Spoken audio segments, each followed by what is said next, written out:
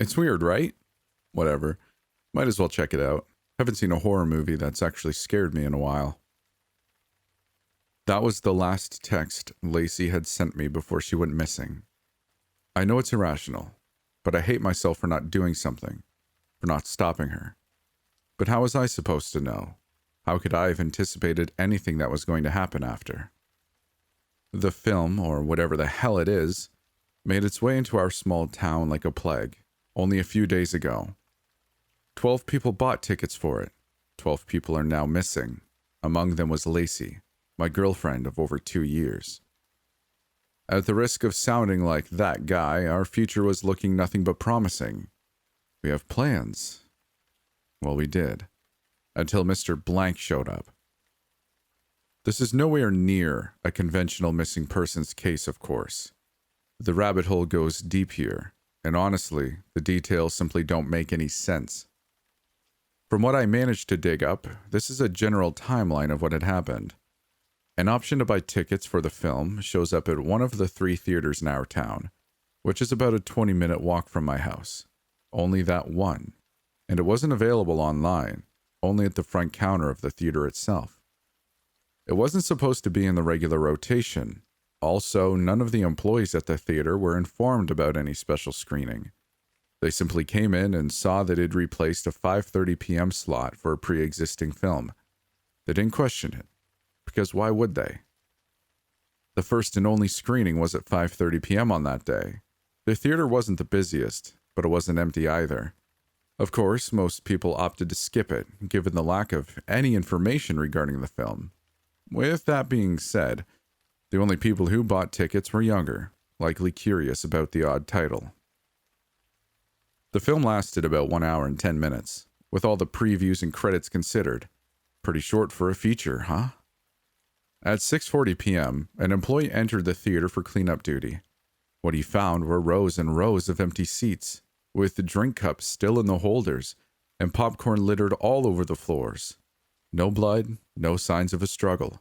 Nobody had left or entered the theater after the film had begun, with confirmation from the security cameras. The theaters itself had no cameras inside, so that part remains a mystery. The screen allegedly consisted of nothing but a dark static. That's what we were told, at least. I have a feeling that some details were left out from there, considering the fact that the employee in question is now missing as well, also rumored to have gone into a catatonic state after being questioned. The manager of the theater, who never greeted the employees that morning as he usually did, was found dead in his office, with severe wounds around his neck from a plastic bike lock that was likely used to strangle him. A new employee was hired about 3 weeks prior. The other employees described him as a quiet but nice guy. He was working the day of the incident. You guessed it, he's missing as well. Also, suspect number 1 in the investigation.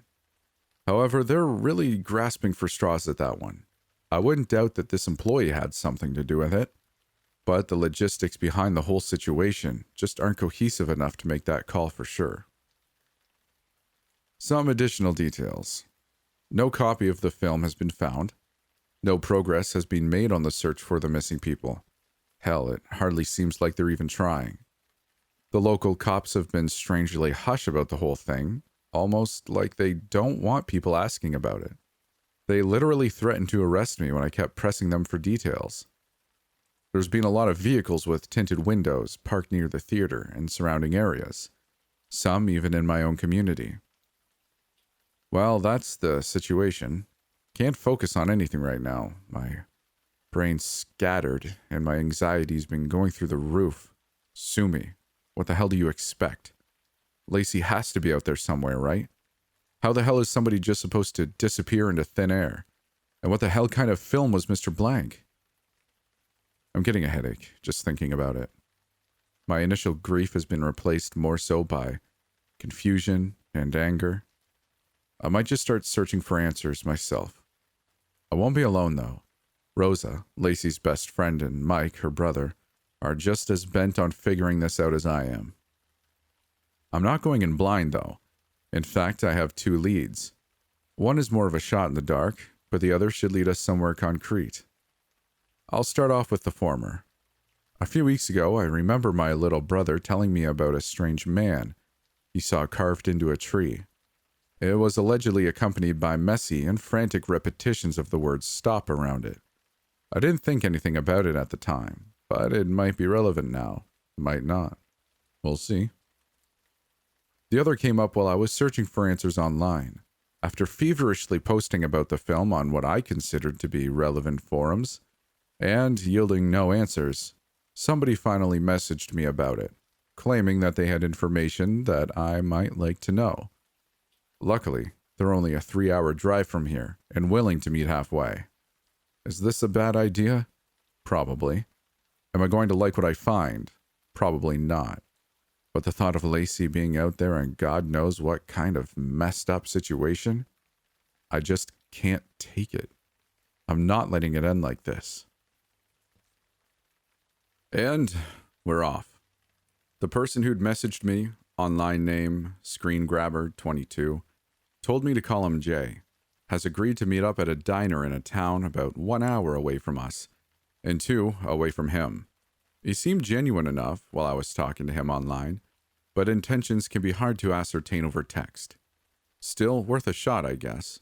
I'll do anything to figure this out. Mike was all in from the get-go. I suppose I felt safer with him around, given the fact that he stood at 6'2", 200 plus pounds, boasting a 650-pound deadlift, and a borderline obsession with both French kickboxing and long-range shooting. Obviously, he didn't like the idea that something might be happening to his sister. Well, hell, I had to stay on my toes just to stop him from knocking me out when he found out Lacey and I were first dating. He was also pissed as hell at both his parents for being so complacent about the situation, and the cops for not yielding any results. Rose was wary about the situation at first. Couldn't blame her, really. This was weird. But at the end of the day, we all really wanted to find Lacey. Enough so to venture off into what was ostensibly a dangerous unknown. The drive over was uneventful, which I suppose was a good thing. I had a feeling that the humdrum nature of our little trip wasn't going to last, though. What a seedy-ass place, Mike stated as he stepped out of the vehicle. I couldn't disagree. Flickering fluorescent lights, peeling paint, and a nearly empty parking lot. A place that truly hadn't caught up with the times. Guy was probably bullshitting about knowing anything, Mike continued. If he got us out here to try something, guess I'll blow off some steam by stomping his shit in. I expected nothing less from him. Anything to find Lacey, but don't do anything stupid. I know you're gonna, Rose said, before taking the lead and heading towards the entrance. Hey, wait up, Mike called out, running after her. I took a deep breath before following suit. This was happening. We were taking matters into our own hands. The place was sparsely populated inside, about 6 other people in total. Green hoodie, black hat, I muttered to myself. Jay's outfit of choice, apparently. It didn't take long to spot him. I was relatively relieved upon realizing that he was on the younger side. He looked just slightly older than us, probably early 20s/late teens. Nothing terribly noteworthy about his appearance. A skinny guy with medium-length, dirty blonde hair. Jay? I asked, approaching his table. When he looked up, I realized that there was something off about him. His eyes, they looked a little unhinged. Low-key, though. That's a strong way of describing it, I guess. But there's a reason why that was the first word that popped into my head when my pupils met his. He gave me a slight smile before awkwardly gesturing for us to sit.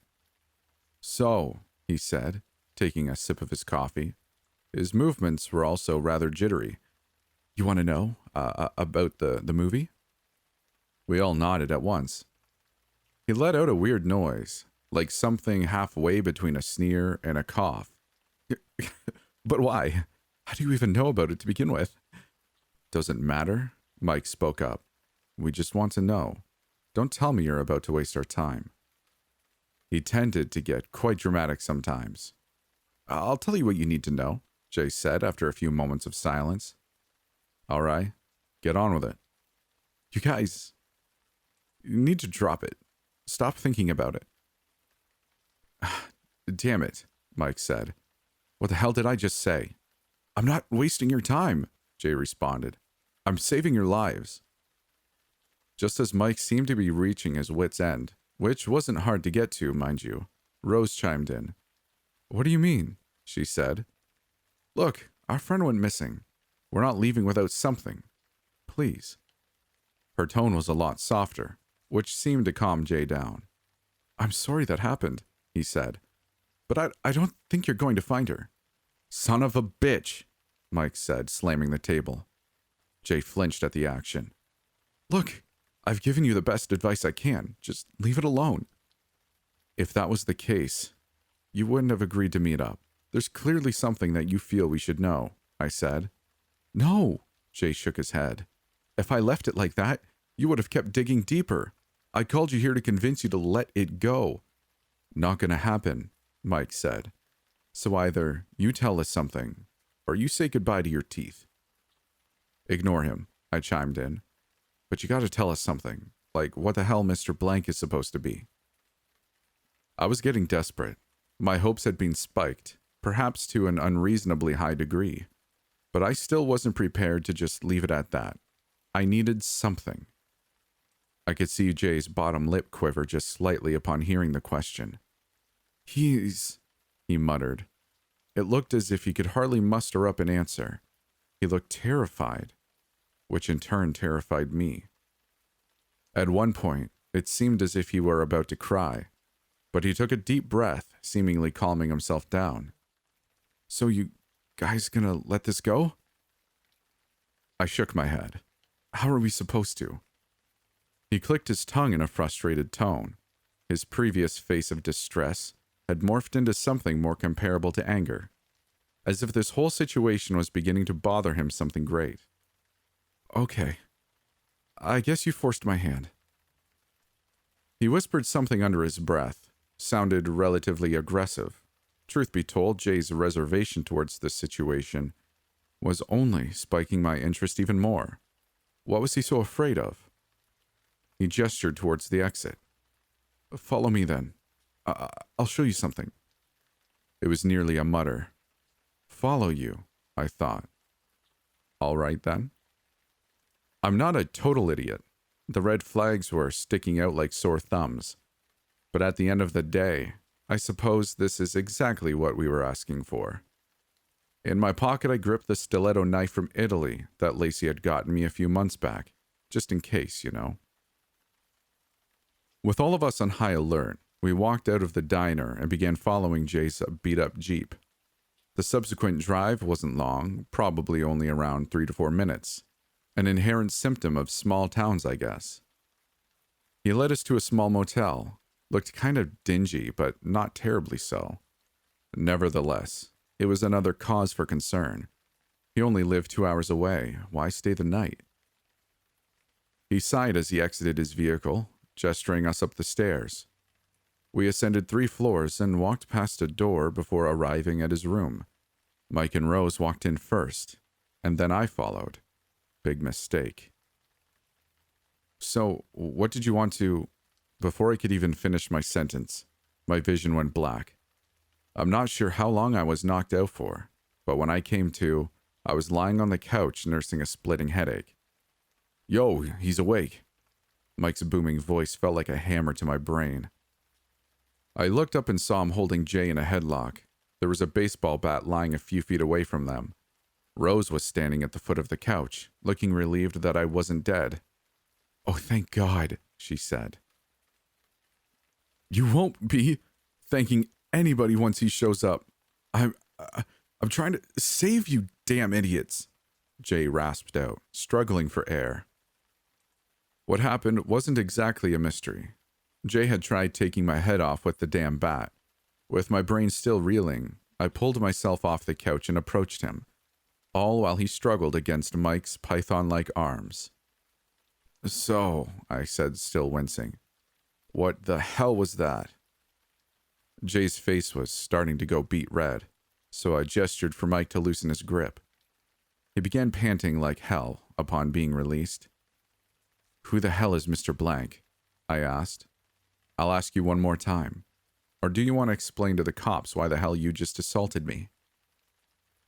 His expression had changed drastically. Not so angry anymore. He looked more defeated. I tried, he said in a hoarse voice. Tried to do what? To save you people. To save myself.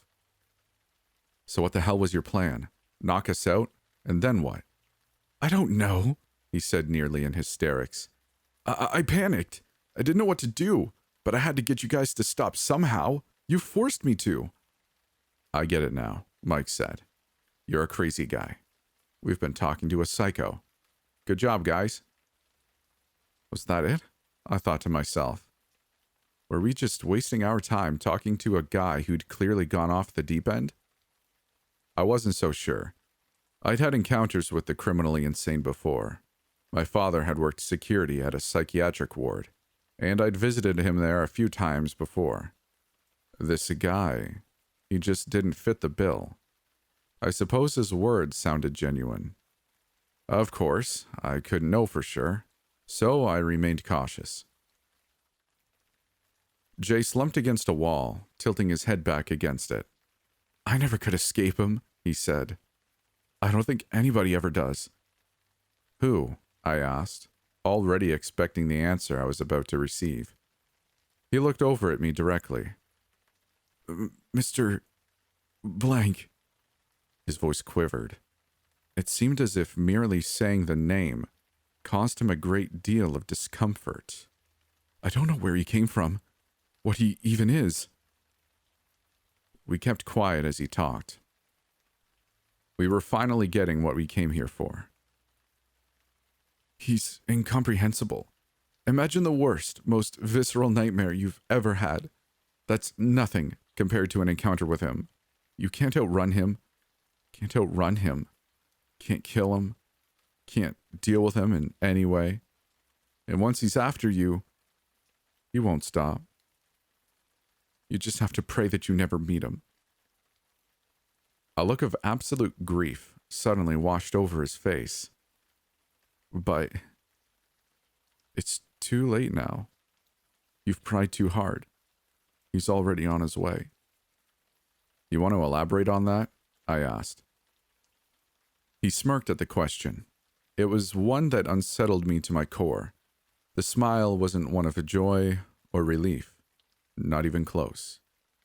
It was more comparable to a smile that somebody in great pain would make upon learning that their misery would soon be coming to an end. I shouldn't have spoken his name again, but I guess it doesn't matter. This is the end of the line for me.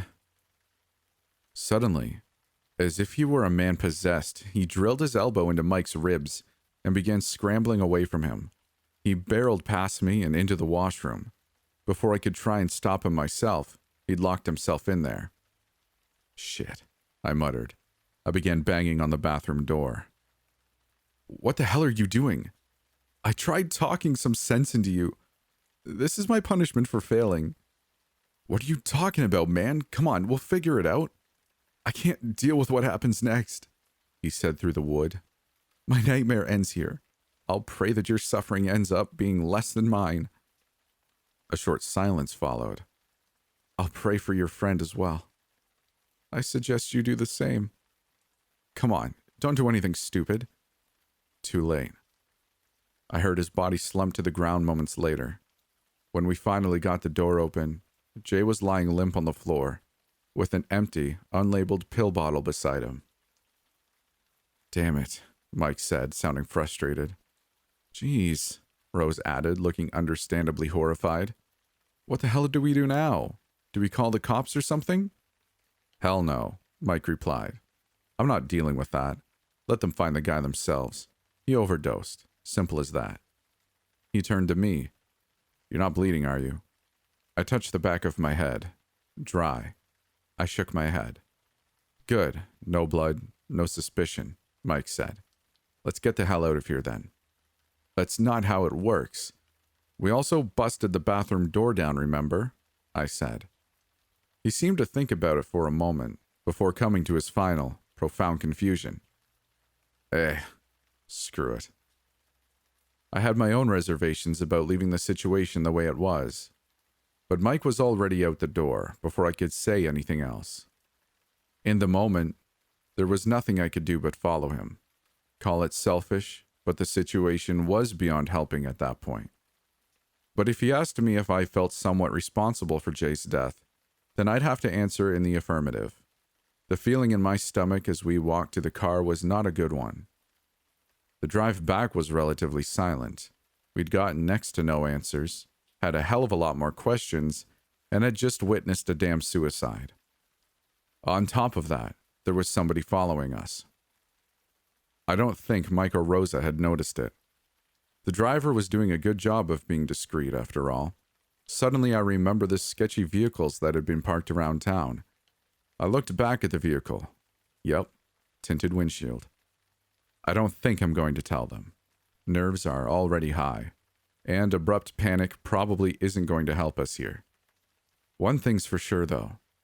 The situation has gotten a lot more complicated. Is this asshole really following us? Unfortunately, they noticed. Damn it, I muttered. This wasn't good. Nevertheless, both Mike and Rose were being rational about it. Although they were both visibly worried, they seemed to understand that freaking out wasn't going to help. Ignore them, I said. If they keep following us once we get into town, then I'll call the cops. Hang on, Rose began. You don't think they saw us leaving the apartment, do you? They probably did. Why? Stupid question on my part. We totally left a dead guy in there. Damn it, Mike shouted, upon realizing it. Maybe it's the cops themselves tailing us. That's so dumb for so many reasons, Rose responded. Why would cops be following us to begin with? Who the hell knows what cops are thinking? They can't pin it on us, right? We didn't do anything. They don't know that. They could argue that we forcibly shoved the pills down his throat and left. Why would we do that? I don't know, Rose. Why the hell does anybody do anything? All right, relax. I raised my voice just a bit. They aren't cops, Mike. That's ridiculous. Okay, cop expert. Then who is it? Mike responded. I didn't have an answer there, but I knew one thing was probably for sure. Whoever was following us was probably worse news than the police. Try and shake them off, Mike told me. Yeah, no way in hell. I'm not a damn stunt driver. As I had hoped, the vehicle trailed off once we got into town. As much as I appreciated the initial relief, this just meant we had another thing to worry about. Another lingering issue. I thought back to the unfamiliar cars with tinted windows that had been parked around town.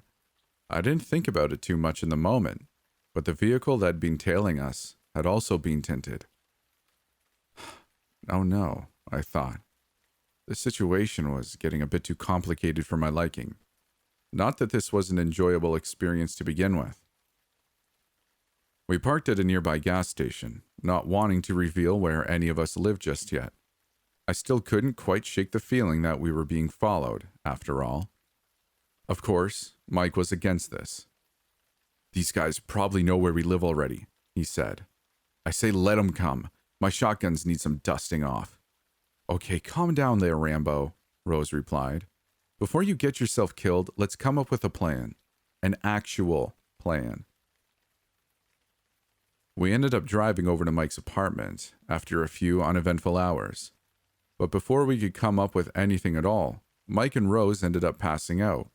I had no idea how they found it in themselves to sleep. After everything that had happened, I simply couldn't. Paranoia was also starting to creep up on me, causing me to constantly check the street to see if anybody was out there waiting for us. But as the night went on, nobody showed up. Either that, or they were doing a hell of a good job at being discreet. But eventually, I succumbed to fatigue myself. I woke up next to the windows, the sun stinging my eyes. Mike was cooking up breakfast sausages and Pop-Tarts in the kitchen. Breakfast of champions, I suppose. Okay, threw a mouthful of pork. Last night was bunk. What now?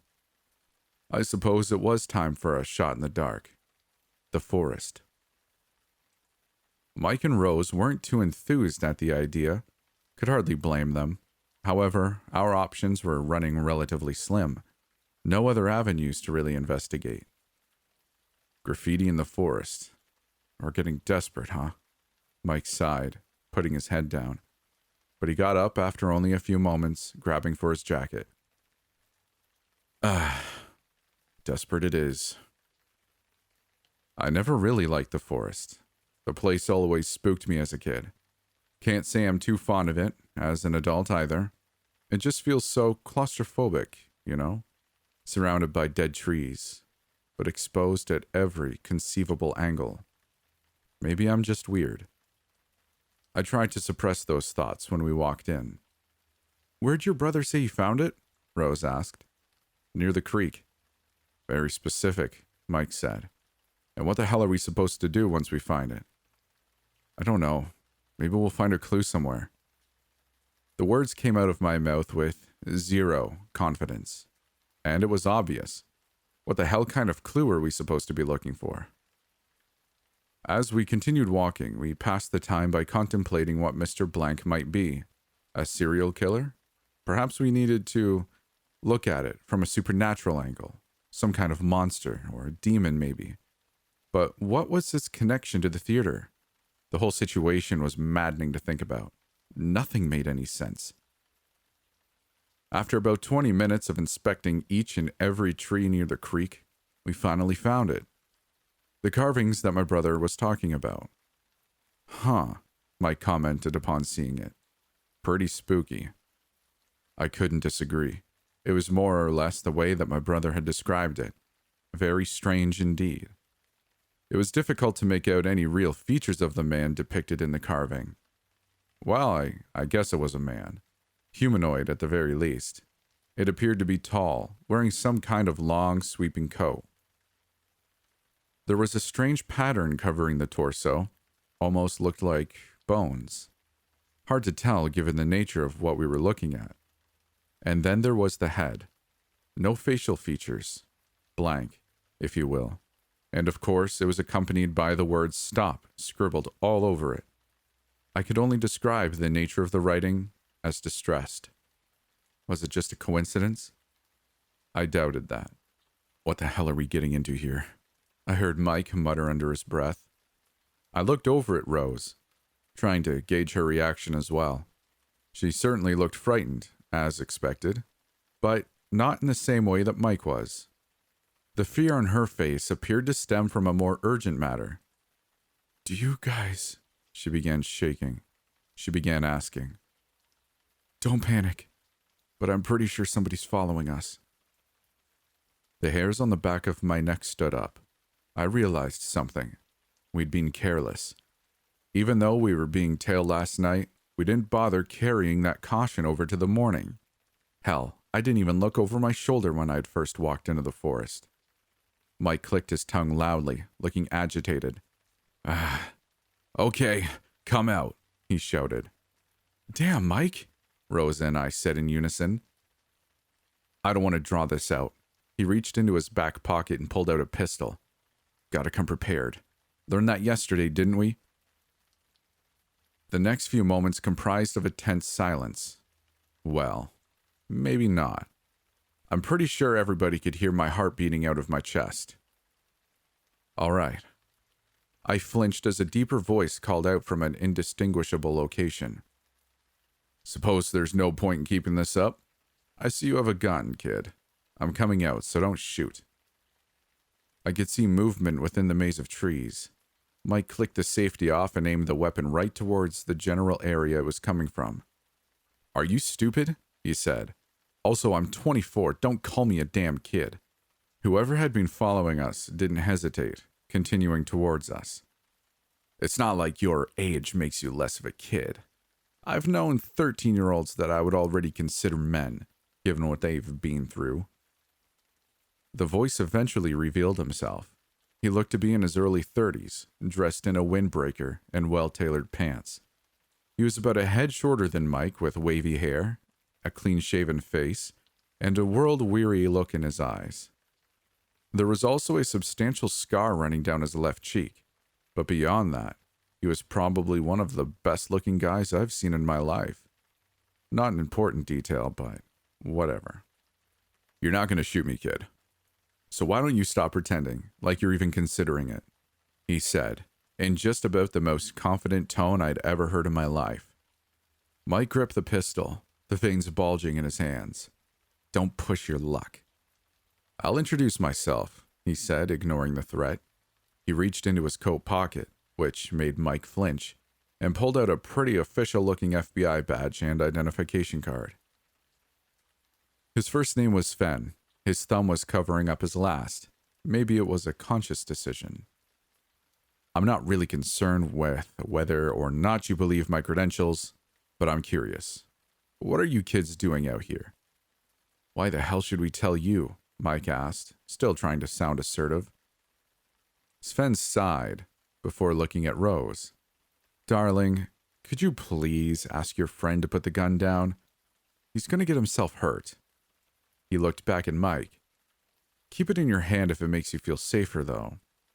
Rose obliged, nudging Mike. Come on, she whispered. That's not going to end well. Mike mumbled something angrily before obliging himself. Sven nodded and smirked. Now, regarding my question, what's the deal here? He was certainly pretending like he didn't already know. The missing people, I said. I'm sure you're familiar with the rest of the details, probably more so than we are. He nodded before looking down. Yeah, it's a strange case. Mike scoffed. Strange? My sister's missing. If you know what the hell's going on, then tell us. He looked back up at us, an inquisitive expression on his face. Maybe that's something I'm trying to figure out myself. And that's when he dropped the bombshell on us. He wasn't actually here on official business. He was essentially after the same thing that we were. This wasn't the first instance of Mr. Blank causing somebody to disappear. His fiancée, Sarah, had gone missing a few years prior, hauntingly similar circumstances. He tried looking into it, but his higher-ups told him to stay away and wouldn't give him any information or leads. Mr. Blank was an utterly classified topic. Ever since then, he'd been chasing after answers, trying to unravel this obscure mystery, but not with much luck. However, there was an opportunity here. This was the first time that Mr. Blank had made an appearance since his fiancée went missing. Without telling any of his fellow agents, and without the discretion of the higher-ups, he'd come here to conduct his own investigations, all while attempting to stay hidden from the agents already posted here. The tinted vehicles, I muttered. That's why they're here? Yeah, he said. They don't want anybody prying. Probably for the best. But for obvious reasons, I can't stay away. Yeah, likewise, I said. So it was you following us last night? He raised an eyebrow before shaking his head. Sounds like you've caught their attention. Damn it. Then why are you following us now? Rose asked. He looked at Mike. You're Mike Carone, right? Mike gave him a slight nod. Lacey Carone was one of the people that went missing. I was aware of the whole thing. I took a shot, assumed you would try to do something about it. When I saw you guys leave town yesterday, I got even more curious. I couldn't have followed without giving myself away, though, so I kept an eye on your apartment, and then you walked into the forest first thing in the morning. Interesting behavior for sure, so proved my intuition right. What do you know? 'Cause I'd love to know as well. His tone had taken an intense turn. It was pretty obvious that he was driven by passion, which I could understand, even if mine was to a far lesser degree than his. Truth be told, we really don't have much, I told him. I felt embarrassed, even considering showing him the tree carving as some kind of evidence. Perhaps my passion really was clouding my judgment. Maybe we really were just grasping at straws here. But then Sven took a look for himself. I expected him to scoff, probably make some sarcastic comment to the effect of, "Good job, guys, you really cracked the case here." But instead of doing that, he began studying the carving rather intently. After a few minutes, he reached into his pocket and pulled out his phone. "Look familiar?" he said, showing it to us. After nearly gagging at the initial sight, I had to admit that it was. A tall humanoid, Sweeping coat, skeleton torso, blank face. This time it was drawn in blood on a dirty basement wall. There was also a man with his entrails leaking out, kneeling down towards it. Ah, damn, I muttered, trying to hide how much I was shivering. You sure you're supposed to be showing us this? I'm not supposed to be doing a lot of stuff right now, Sven replied. But here we are. What the hell is it? A crime scene? Sven nodded. 2.5 years ago, about the same time Sarah went missing. Don't know the details, because I wasn't there. Risked everything to get my hands on this. Despite how gruesome it was, the crime scene pretty much confirmed that there was some kind of connection here. But the questions remained. What now? Where do we go from here? Guys, Rose spoke up. Check it out. She pointed to another tree up ahead, maybe about 20 feet away. Could it be? I thought, approaching it. It was. A similar carving had been scribbled into it. The same figure. The same word. I began scanning the area once again. There was another tree, a bit further away this time, and then another one, and another. The four of us began following the carvings, like a trail of breadcrumbs, right towards what had to be the culprit behind them. We didn't even hesitate, didn't stop to ask questions. We were driven by sheer impulse at the revelation. But clearly, Sven was paying more attention than us. After a few minutes, I felt him put a hand on my shoulder.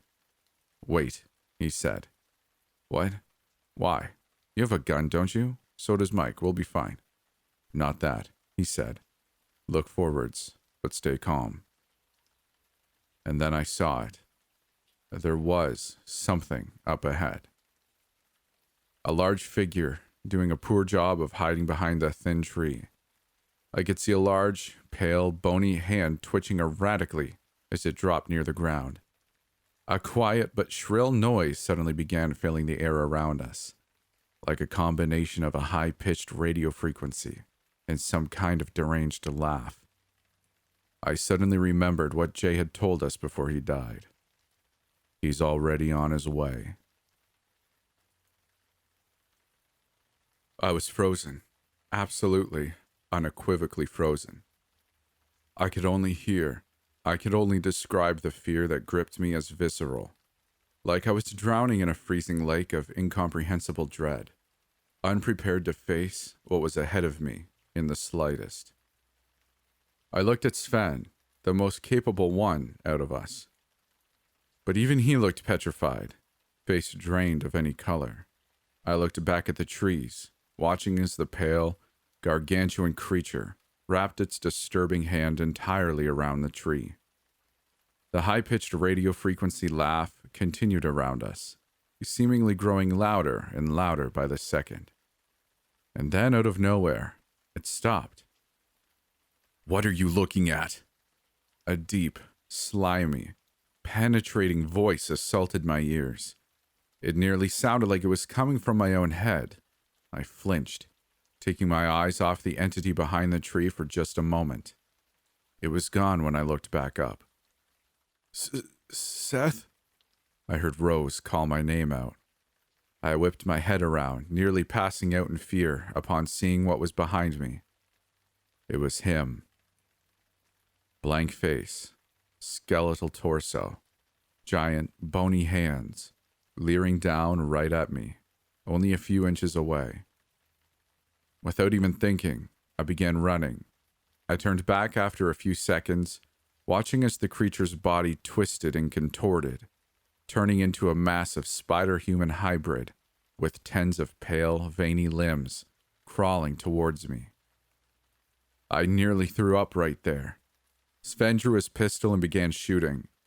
Due to how erratically it was moving, he missed every shot except for one, which drilled straight through the creature's head, causing a wave of thick, black blood to burst out from the other side of its temple.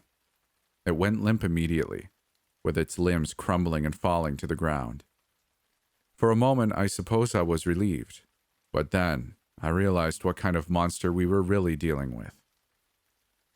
The laughing had come back, louder than ever now. That hurt, I blinked once, and the corpse had disappeared, and then I noticed a hulking shadow looming somewhere next to me. I looked over, watching as the creature, now back in its humanoid skeleton form, wrapped one of its hands around Sven's neck. With the other one, it grabbed one of his wrists, instantaneously crushing it into a bloody pulp. As Sven grunted in agony, the creature turned to look directly at me. The bottom half of its face began distorting. Soon enough, a human mouth emerged from underneath its skin. If I was close to puking before, I couldn't help myself now. I retched, before looking back up to see it smiling at me. Not only that, the smile was familiar. Soft pink lips, glowing white teeth that were just slightly crooked at the bottom. It was Lacey's smile. "What are you doing, Seth? Come find me!" It was her voice, unmistakably identical. I heard myself whimper. I blinked one more time and it disappeared again. Sven dropped to the ground, still grimacing at his gruesome injury. Mike and Rose were in abject shock. I could feel tears begin swelling up in my eyes. "Start running!" Again, the voice came from everywhere, and nowhere at once. I began hearing what sounded like heavy, animalistic movements approaching fast. I turned around, seeing something barreling towards us. It looked comparable in appearance to a gorilla with dark fur, but with about 3 times as many limbs, running at us like an oversized centipede. And of course, a familiar blank face at the front. He wasn't giving me time to grieve. Safe to say we took the advice and bolted like hell the other way. Every time I looked back to see if it finally caught up, the creature always looked like it was moving at an unfathomable pace. Yet, it always remained the same distance behind us. After a while of this, it really felt like I was losing my own grip on reality. As we began reaching the edge of the forest, I remember my vision beginning to blur. I passed out, likely due to a combination of exhaustion, fear, and agony, upon hearing Lacey's voice and seeing her lips on that damn monster. I woke up back in Mike's apartment, clothes dirty, cold sweat running down my forehead, and my joints aching like hell. It had become dark outside. I suppose I'd been out for a while. Mike and Rose were sitting on the other couch, neither saying a word or even looking up. Can't really blame them, I suppose. Not after an experience like that. "Where's Sven?" I finally asked. "He left. Drove off. Said he had to do something urgent," Rose answered after a few moments. "Never even went to the hospital before leaving town. I don't think he's coming back." Guess we aren't getting any more help from him, I thought to myself. I decided to stay at my parents' place for a bit. They were happy to see me, but I wasn't really there emotionally. I hated to admit it, but the whole encounter had taken a lot out of me. As much, I still wanted to somehow save Lacey.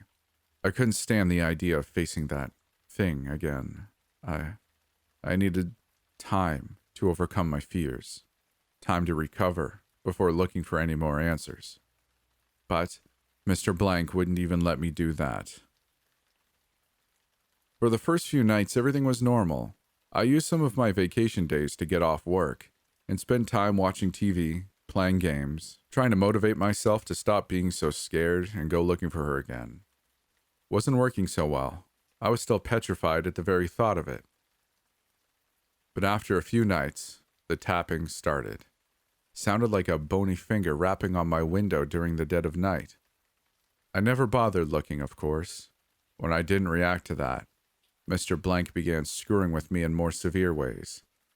I'd see a hulking shadow behind my shower curtains seconds after I'd stepped in. A pair of legs sticking out from underneath my bed as I was getting ready to sleep. An unwanted passenger in the backseat of my vehicle at night. Employees following me around grocery stores and staring at me in restaurants. I never could make out any of their facial features. It was all starting to take a heavy toll on my mind. I could feel my sanity slipping away by the hour. I called Mike and Rose. Same story. Rose's voice was monotonous, devoid of any kind of emotion. Mike sounded like he was on the verge of tears.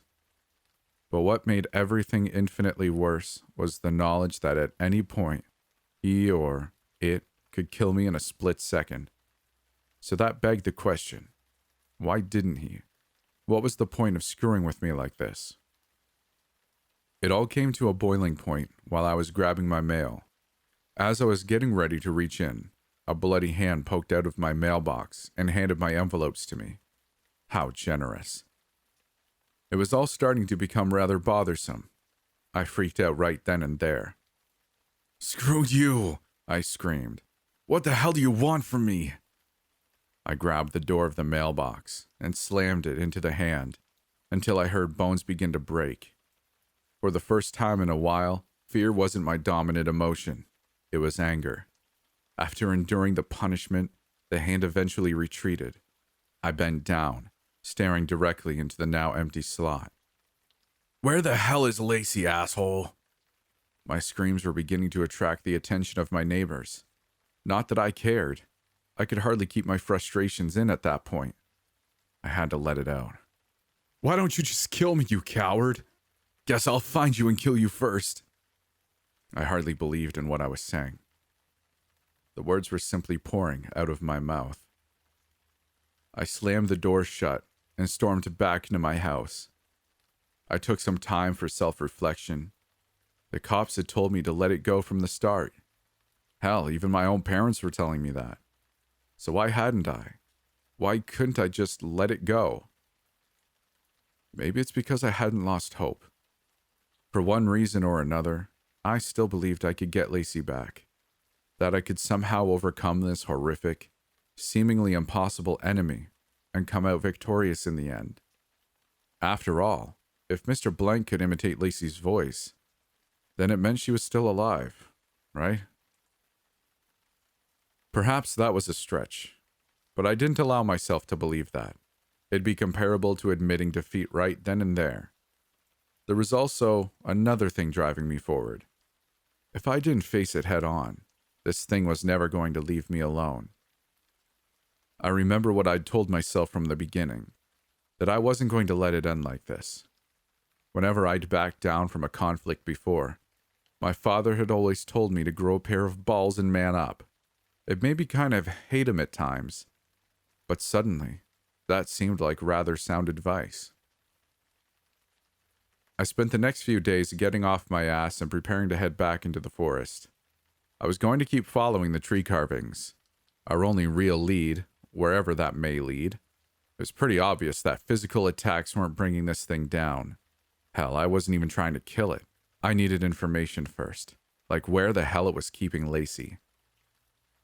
However, physical wounds did seem to bother it, in some marginal capacity at the very least. While I was brainstorming, I noticed something else as well. Ever since the mailbox incident, the bastard had left me alone.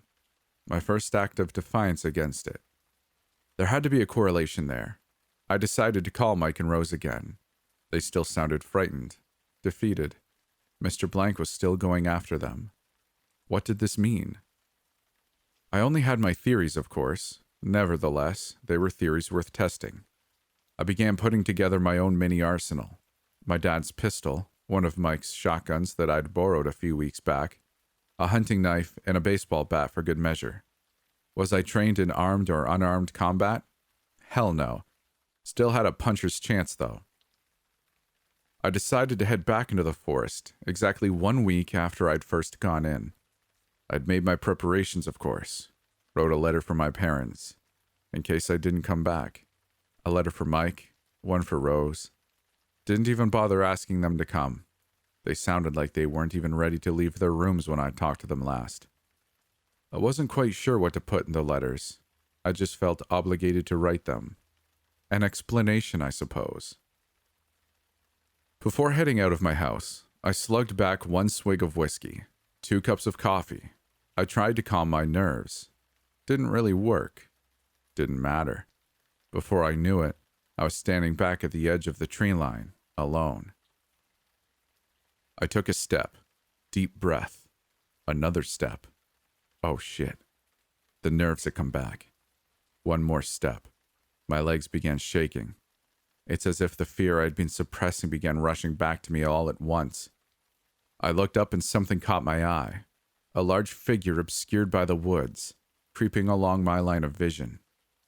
A familiar hand wrapped around one of the trees, dangling a severed hand by the pinky. Sven's hand, most likely. It was taunting me. Every fiber of my being was telling me to turn back and run the hell away. And I nearly did just that. I was petrified. But that didn't mean I could stop. This thing wasn't going to stop following me at the forest. It knew where I lived, knew how to push my buttons, how to get under my skin. It knew nearly everything about me. I was too deep into this mess already. Face my fears and deal with it myself, or end up like Jay and leave Lacey trapped in whatever hell she was currently in. With that in mind, I took another deep breath and began walking, right towards it. As I'd expected, it disappeared shortly after, like I'd somehow scared it off. Even though that probably wasn't the case, I smiled to myself, reveling at the idea. From there, I began following the carvings, retracing our steps from a week prior, but I was planning on getting farther this time. As expected, Mr. Blank didn't leave me alone after I'd entered. In fact, I was pretty much on my toes the entire time. About 5 minutes in, I heard something breathing down the back of my neck. I remembered what happened to Sven and immediately pivoted sideways. At that point, it was the closest I'd ever gotten to it. This time it'd taken a gargoyle-esque form, wings and all. I pulled out my pistol and fired about 4 shots at it. I never had great aim, so only one bullet even grazed it, but I think my message was sent, because it disappeared with a blink immediately after. It hurled its share of auditory torments toward me as well, screaming horrible things at me in a generic demonic voice. The only time these really affected me was when it was imitating Lacey. God, this thing was really pissing me off. It appeared 2 more times before it finally managed to hurt me. However, the attacks were more awkward. It obviously could have killed me at any point, yet it seemed bent on trying to give me only non-lethal injuries. Nevertheless, it succeeded. Have you ever seen fan art of the Rake? A classic creepypasta. Well, that's what it turned into, only with no face. It managed to slash my thigh. Not a deep cut, but it still hurt like hell. I responded by breaking my bat over its head, even though doing so caused it to disappear. It was a move I regretted instantly. I lost one of my close quarters weapons. I used to play baseball, but I'd never used a knife or anything beyond chopping onions. I calmed down by telling myself that at the very least, it wasn't going to kill me. Boy, I was wrong there. After about only a minute, it crawled out of the dirt, the form of a familiar machete-wielding zombie wearing a hockey mask, and nearly took my head off. I managed to dodge the swing by a hair, and the tree beside me was sliced clean in half. I guess Mr. Blank was something of a cinephile. I suppose that made sense. That didn't look non-lethal to me, I thought to myself. I scrambled to pull out my shotgun and blew off the wannabe Jason's head. However, it took me both shots to do so, and I wasn't very fast at reloading. Mr. Blank suddenly appeared behind me, now as a hulking, faceless clown, carrying what looked like a lead bowling pin. At that moment, I was defenseless. It swung the pin, breaking the shotgun in half as I attempted to defend myself with it. After that, I started running. What the hell was I thinking? This monster could basically teleport. It suddenly stepped out from a tree in front of me. This time it had turned into one of the nurses from Silent Hill, bolting at me with a rusty knife. "Damn it!" I shouted. It looked like Mr. Blank wasn't pulling any more punches. It caused me to experience a new kind of fear. Not dread or some vague fear of the unknown. It was fear of immediate and certain death. but at the same time, I could feel the adrenaline pumping through my veins. I tried convincing myself that I was ready. Knowing that I couldn't run, I pulled out my own knife and tried bracing myself. This is gonna hurt, I thought to myself. As it got within a few feet of me, the crack of a heavy shotgun caused me to flinch. The nurse was subsequently sawed in half at the torso, with stray fragments of a buckshot littering the trees beside me. What the hell? I shouted, panting like hell at the same time. Hey, boy, you best not be taking the Lord's name in vain there. An unfamiliar voice. Heavy southern twang. We weren't anywhere near the south. I looked over, seeing two wholly unexpected figures. One was Sven, with heavy bandages wrapped around his wrist. He wasn't the one that fired the shot, though. Standing next to him was a tall, bulky man with messy blonde hair, wearing what looked like a heavy tactical jacket and camo hunting pants. He was carrying a massive, industrial-looking shotgun. Certainly not anything police grade. Hell, it didn't even look like something the military would use. Anyways, it's your lucky day, the man said, slinging the weapon over his shoulder. Sven looked at me and smiled. I told your friend I was coming back, he said. I don't think she believed me, though. He looked at his shotgun-wielding friend. So, what do you think? Told you I had something big. The man chuckled, watching as the nurse corpse disappeared into thin air, just as every one of Mr. Blank's forms tended to do. Well, I'll be, he said, smiling to himself. It's a strange one for sure, no matter. I'm itching for a good old-fashioned battle. What the hell?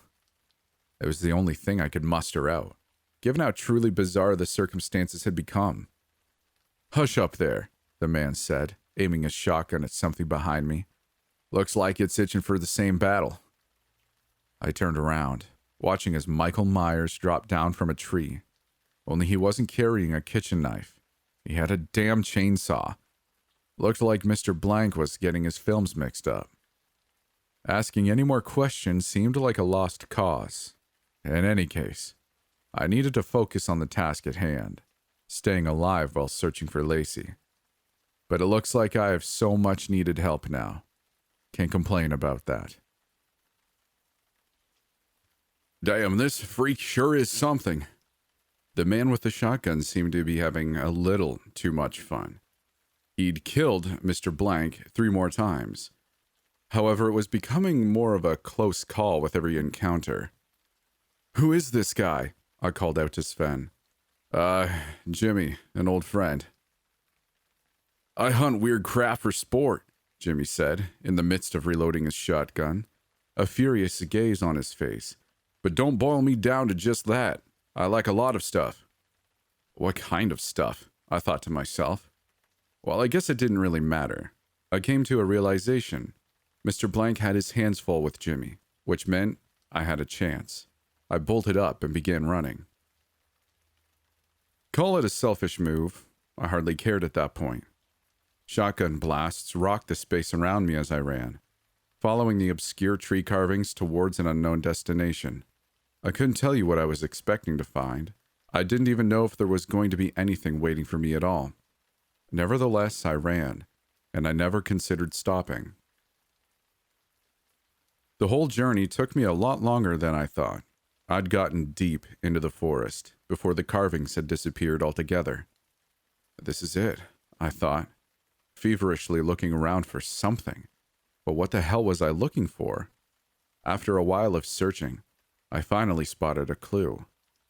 Another carving, not on a tree this time. It was on a large rock, right beside what appeared to be a small opening leading to a cave within.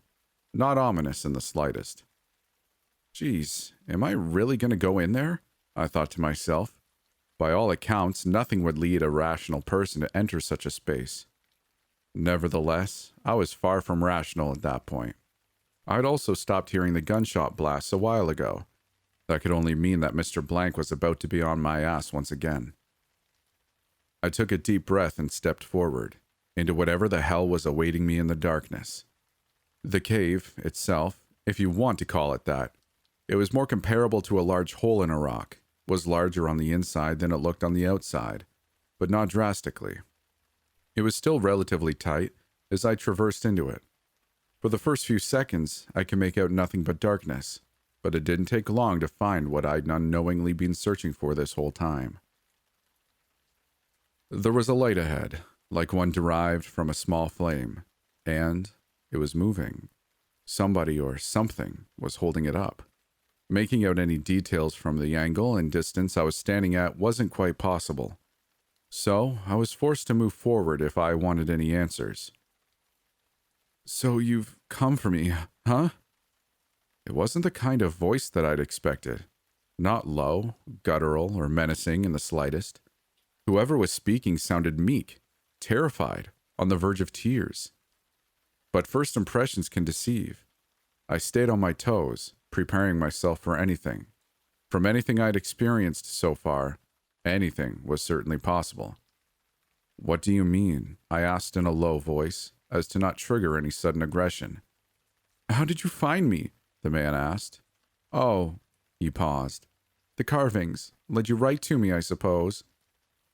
The man turned, his face partially illuminated by a large candle he was holding dangerously close to his skin. I could hardly make out any distinguishable features. His hair was long and scraggly, facial hair appeared to be untrimmed, tired eyes, things that aren't terribly rare these days. But what I did find interesting was his shirt. Black and maroon, a white name tag, read Colin. It was all familiar. He had to be an employee for somewhere I'd been before. But where? "I guess that's what I wanted, though," he said, his voice getting shaky. "To finally pay for what I've done." "What are you talking about? What have you—" I stopped my question partway through, due to a sudden, jarring realization. That's where I recognized the uniform from. The theater. The one where this crap show had all started. I recalled the details of that investigation. A new employee, joined not too long ago, now missing. It was him, wasn't it? "You bastard." I could hardly control the words as they came out of my mouth. By all accounts, this guy was the reason Lacey went missing. It took everything out of me to not strangle him right then and there. Those urges were pushed even further when he chuckled. "I see," he said. "You're not the police, just someone looking for vengeance. That's not so good for me, but I suppose it's what I deserve." He sighed, putting the candle down at his feet, illuminating a pile of empty soda cans and cellophane wrappers behind him.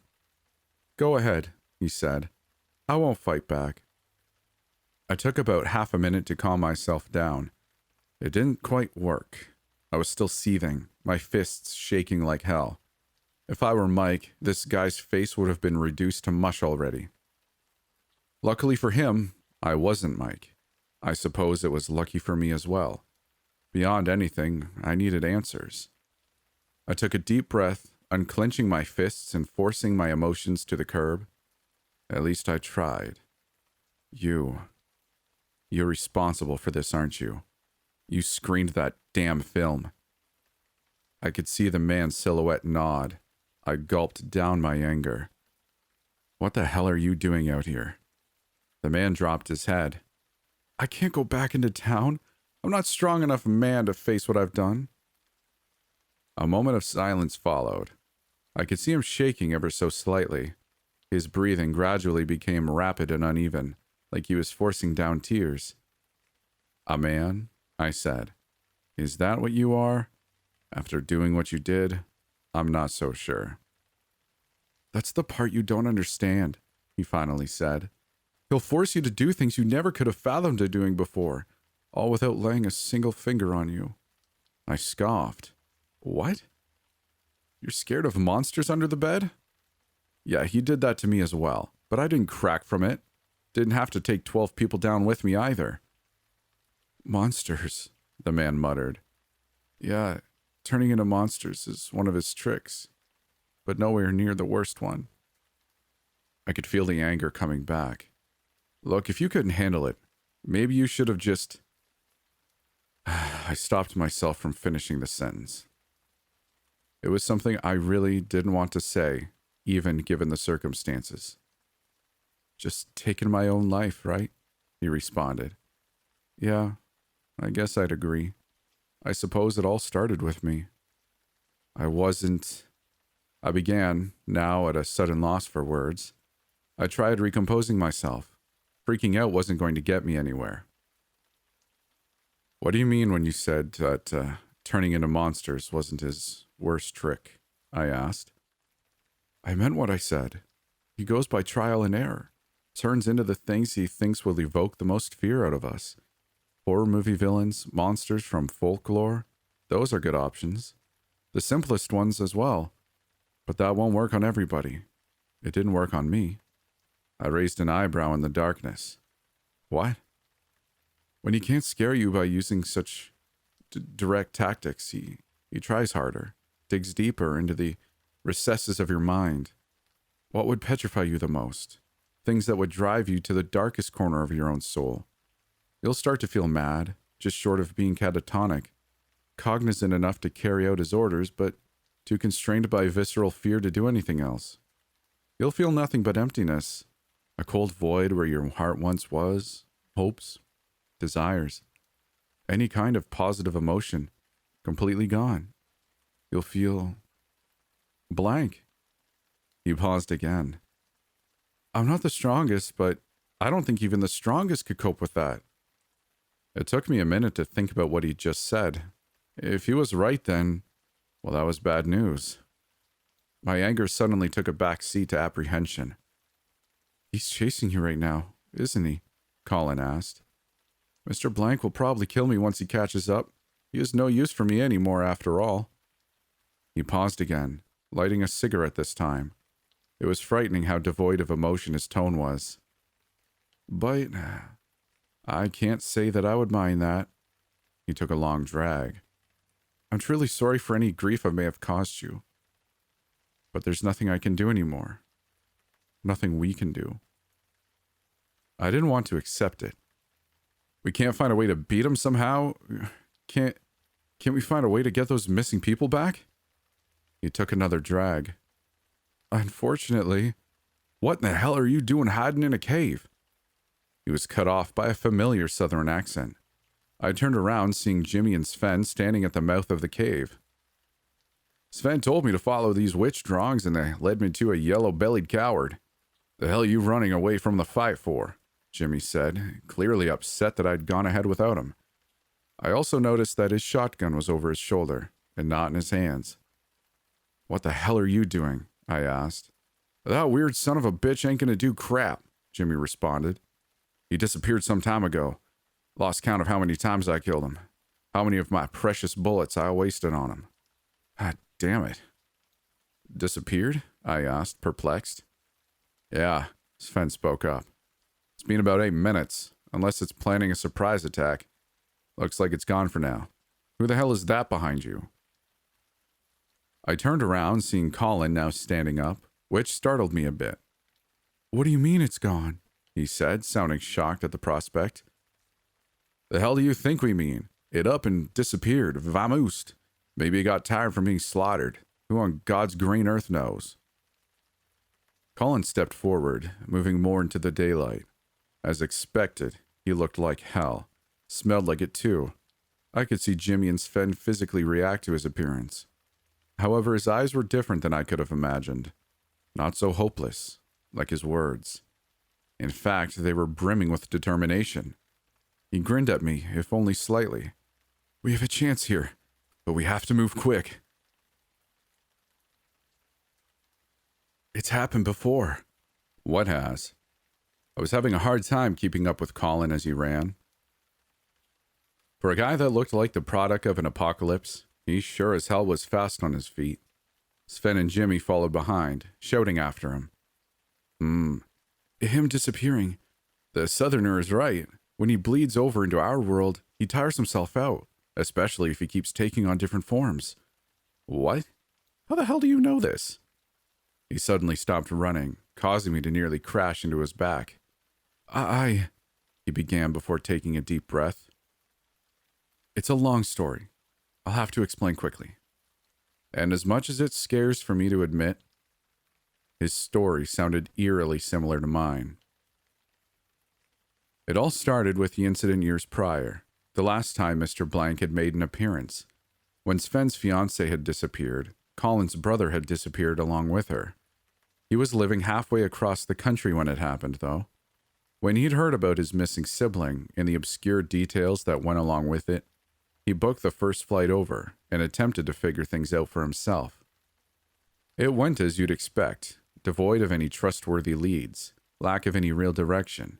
It took him an entire week of relentless and dangerous searching to learn the name Mr. Blank, and that's where it all started going downhill for him. But even then, he didn't stop. Colin started getting visits from him, the same way that I had. Just like he'd done with me, Mr. Blank's psychological torments started off fairly surface level. 80s horror movie villains, ghosts in the closet, creatures standing outside his window, etc. While they certainly took a toll on him at first, he endured, continuing his search in spite of it all.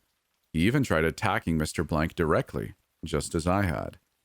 Wouldn't work out so well, as he went on to learn. Maybe he was just lying about it all, I don't know. But I could feel my anger towards him gradually fading as he relayed his story to me. He hadn't really done anything different than I had. Well, I guess he had. He did everything completely alone. I had Mike and Rose with me. After Colin had trudged through Mr. Blank's initial onslaught, the latter started pushing harder, trying to break him completely. This is where Colin's story truly began diverging from my own. Mr. Blank began using more abstract scare tactics. For example, Colin came home once to find his father standing in the corner of his bedroom. His father had died some years prior. He didn't do anything, though. He just stood there with a blank expression like a mannequin, day and night, for nearly 2 weeks. On top of that, he'd get more and more frail by the hour, as if he were rapidly losing weight. By the end, he was essentially a skeleton. That resulted in the first bona fide mental breakdown of Colin's life. And of course, it wasn't even close to ending there. The psychological stress and torment he experienced sounded like enough to make anybody lose it completely. He'd see faces of pure malice and hatred staring at him in the mirror. He'd see a bottomless pit in the middle of his living room, while hellish screams constantly emanated from within it. Every time he'd opened up a toilet, the face of his sister, drowned to death, would be staring up at him, gasping for air. He couldn't bring himself to describe the worst of it, though. Just that his deepest, most visceral fears were manifesting in front of his very eyes, and it was breaking him minute by minute. It did reach a point where he attempted suicide. He walked onto his balcony in the middle of the night and looked over the railings from the 14th floor. He stared down at the ground with his mind running a mile a minute. But before he closed his eyes and took the plunge, he saw a figure with a blank face staring at him from below. He said that he froze in that moment. While they stared at each other, he said that he was coming to an understanding, an implied agreement. Do what I want, and I'll end this hell for you. He felt a transitory comfort, combined with a sensation of overwhelming coercion. In other words, he didn't have a choice in the matter. It's not like I can explain it, he said. He was messing with my head. It felt like I'd face something worse than death if I didn't play by his rules. If I didn't do what he said, go ahead and think what you want about me, but you weren't there. You couldn't have understood.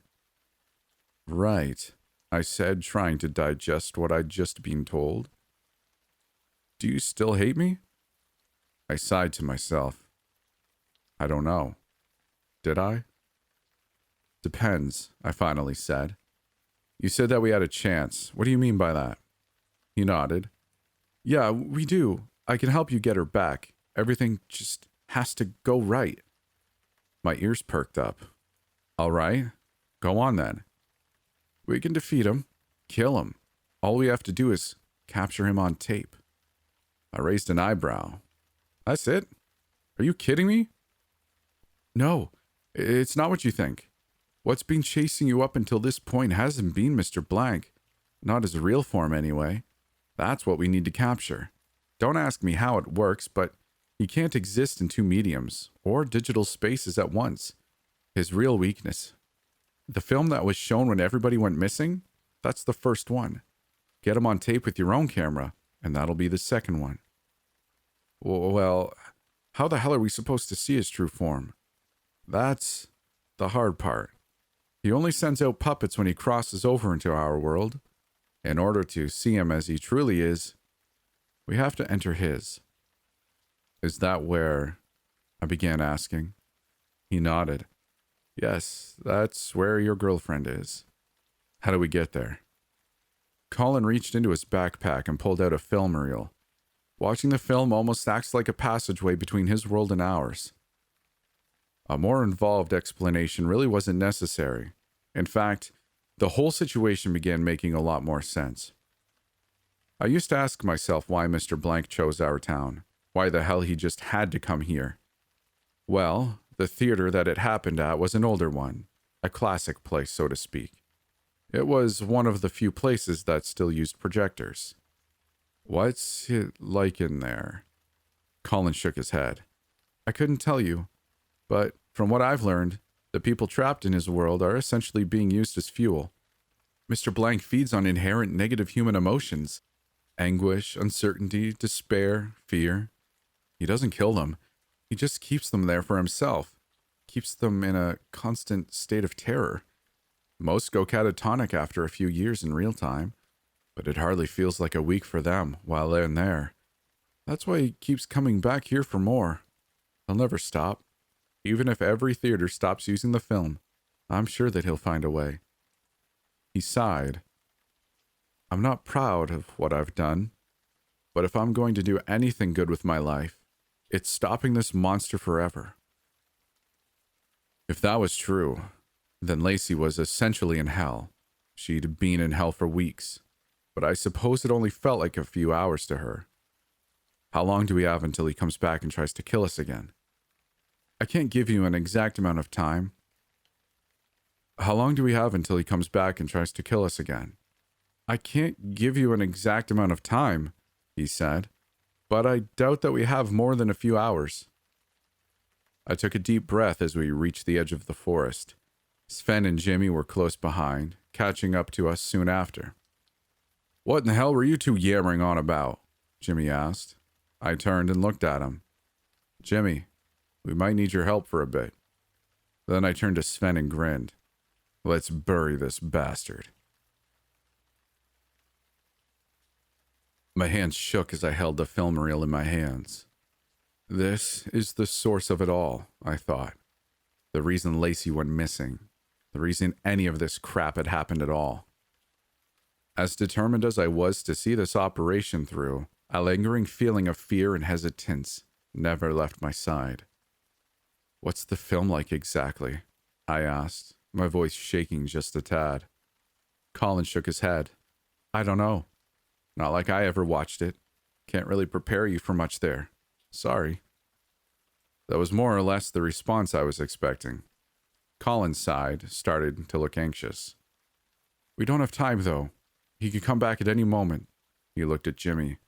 You still got ammo? Jimmy tapped his belt proudly. Silly question. No monster's getting the jump on me. The haphazard plan that we'd formulated went as follows. We'd rush over to the theater where everything had started, since that was the only place where we'd actually be able to play the film. Since it was still likely being monitored by the police, we'd have to rely on Sven's FBI badge to dissolve that suspicion. According to Colin, if Mr. Blank's projection hadn't come back to attack us before we managed to enter the theater, it sure as hell was going to be there once we did. And, of course, it was going to be aggressive. That's where Jimmy comes in. He was going to keep it distracted while Colin set up the film. Once he did, Sven and I would be the ones to watch it. He wanted to save his wife. I wanted to save Lacey. Neither of us were backing down. Colin also gave us some very much needed details regarding the film itself, even though a lot of it was just speculation on his part. Supposedly, the film does something strange to the viewer's state of mind. The film exists in one plane of existence, Mr. Blank's. We existed in our own. So how does somebody traverse this gap and move from one to the other? Well, we could really only theorize there. Colin claimed it was about emotions. The range of human emotions are a spectrum, obviously, but not a two-dimensional one, with happiness and sadness, distress and calm, pain and pleasure at their respective extremes. Nearly every feeling, spurred on by activities in our daily lives, are different. Some are more similar to each other than others, but no two distinct feelings are truly identical. Even the same emotion that you perceive experiencing thousands of times over the course of your life is actually an entirely new experience each and every time. I'm getting off track here. Look, emotions are complicated, and according to Colin's theory, they also acted as a catalyst that could move conscious thoughts between different realities. If some kind of impulse evoked a strong and specific enough emotion, that could act as said catalyst. But if it were only their thoughts that had been moved, then what the hell had happened to their bodies? That mystery remained. However, Colin was quite certain that the people who'd been transported were all still alive. Can't feed off a dead person's emotions after all. There's something else that you'd probably like to know, Colin said. Something really interesting. My ears perked up. I did know a few people that crossed over into Mr. Blank's realm that managed to make it back out. They all told me that they felt themselves crossing over a certain threshold of fear before they left our own world. However, they were still somewhat cognizant of what had happened. They knew that they were still in the theater, that this wasn't the world that they belonged to. They weren't petrified to the point where they lost all sense of their past reality. Because of this, they always kept themselves grounded, convincing themselves that none of it was real, despite what Mr. Blank threw at them. Eventually, they got back using the sheer will of their mind alone. I breathed a sigh of relief. At the moment, there was nothing I needed to hear more. But you should also know that they all committed suicide within the next 3 months. You could have just left that part out, I said. This is not going to be easy, but now that you know this going in, you'll have an advantage. Try and be ready for anything, 'cause nothing's off the table here. With our asses on the clock, we began making our way to the theater. When we arrived, there was a single bored-looking cop sitting in his vehicle near the entrance. He didn't ask any questions when Sven flashed his badge. In fact, he looked pretty eager to leave. We didn't waste any time once we got in. Colin began setting up the film while we waited anxiously in the theater. We offered to help with the process, but he told us that we'd just slow him down. I wasn't going to argue with him there. I sat down in one of the seats, burying my hands into my face. I was nervous. There was no second-guessing that. There was no second-guessing that fact. Can I even do this? I thought to myself. Hell, I have to do this. I felt somebody put a hand on my lap. At first, I thought it was Sven trying to comfort me. But then I realized that didn't seem like something he'd really do. Well, I'll be, Jimmy spoke up. The varmin's back. Against my better judgment, I snapped my head to the side, staring at what appeared to be a mass composed of a variety of segmented human faces. Don't move, kid, Jimmy's voice boomed from across the theater. Before I knew it, the ghoulish face was blown to the side, blood exploding from the other side of its temple. My ears were ringing from the shot as I looked towards Jimmy, who was holding some kind of oversized pistol. You're welcome, he smiled at me. Jeez, I muttered, still trying to regain my bearings. A few seconds later, I heard Sven curse. I looked over, watching as a feral beast-looking creature grabbed him by the neck. Once again, Jimmy blasted it away. My brain rang some more. It looked like Mr. Black had regained his stamina, and I sure as hell wasn't excited about it. Damn monster! This time, Jimmy was the one cursing. Mr. Blank, now in the form of an oversized zombie wearing brass knuckles, had gotten the jump on him, forcing him to resort to a fistfight. But he was holding up surprisingly well. dodging, parrying, and countering each of the zombie strikes. Jimmy ended up pummeling it within a minute. How the hell? Where did you? I began asking, dumbfounded at his apparently vast array of combat skills. I fought in the evisceration matches on a planet you wouldn't dare step foot on, partner. I know stuff, he said, grinning, as if I were supposed to understand remotely what the hell he was talking about. I didn't have time to ask, though. I could hear something breathing down my neck once again. Come on, Colin, I thought to myself. Hurry the hell up. And then it happened. The projector suddenly flicked on and the breathing stopped. I scanned the theater, but Mr. Blank was nowhere to be seen. I locked eyes with Sven for a moment. This was it. This was the culmination of everything we'd been through. Well, Jimmy spoke up. Looks like this is it. I bid good luck to you both. The lights began to dim. I laughed to myself. Was this really necessary? The reaction was more of a coping mechanism than anything else. I was utterly frozen in terror. Sven and I were silent as we took our seats. For the first few seconds, I closed my eyes, afraid to open them even a little bit. But I knew that eventually I had to. And so I did. And I cannot begin to describe what I saw in front of me.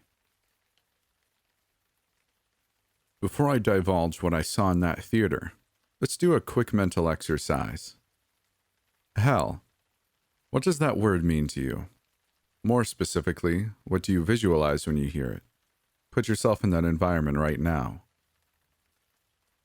Are you walking through scorching flames while demons scream at you? A dark forest with thousands of beady eyes following your every move? Trapped underneath ice with something gnawing at your feet? Each one of us has an idea of what our own personal hell would look like. I found out what mine looked like in that theater. The film opened on a shot of a plain, abandoned city washed in dark blue.